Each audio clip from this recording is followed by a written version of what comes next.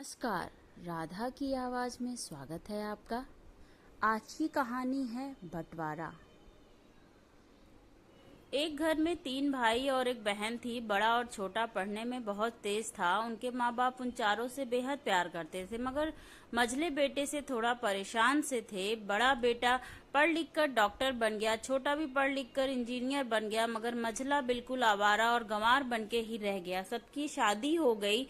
बहन और मझले को छोड़ दोनों भाई ने लव मैरिज की थी। बहन की शादी भी अच्छे घराने में हुई थी। आखिर भाई सब डॉक्टर इंजीनियर जो थे। अब मझले को कोई लड़की नहीं मिल रही थी।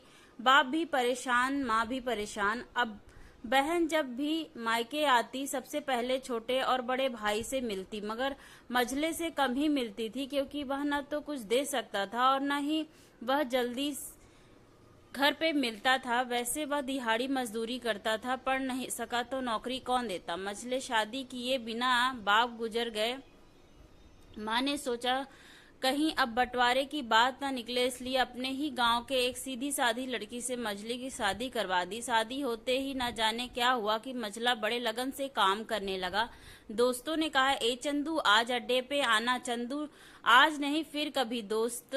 अरे तू तो शादी के बाद जैसे बीबी का गुलाम ही हो गया। चंदू, अरे ऐसी बात नहीं है। कल मैं अकेला एक पेट का था तो अपने रोटी के हिस्से कमा लेता था, अब 2 पेट हैं। आज कल और होगा। घर वाले नालायक कहते हैं मेरे लिए चलता है, मगर मेरी पत्नी मुझे कभी नालायक कहे तो मेरी मर्दानगी पर एक भद्दा गाली है, क्योंकि एक पत्नी के लिए उसका पति उसका घमंड, इज्जत और उम्मीद होता है।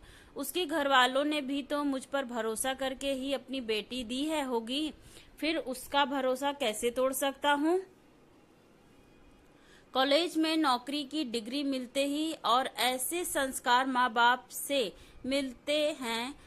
इधर घर पे बड़ा और छोटा भाई और उनकी पत्नियां मिलकर आपस में फैसला करते हैं कि जायदाद का बंटवारा किया जाए, क्योंकि हम दोनों लाखों कमाते हैं, मगर मझला ना के बराबर कमाता है। ऐसा नहीं होगा। माँ के लाख मना करने पर भी बंटवारा की तारीख तय होती है। बहन भी आ जाती है, मगर चंदू है कि काम पे निकलने के बाहर आता है।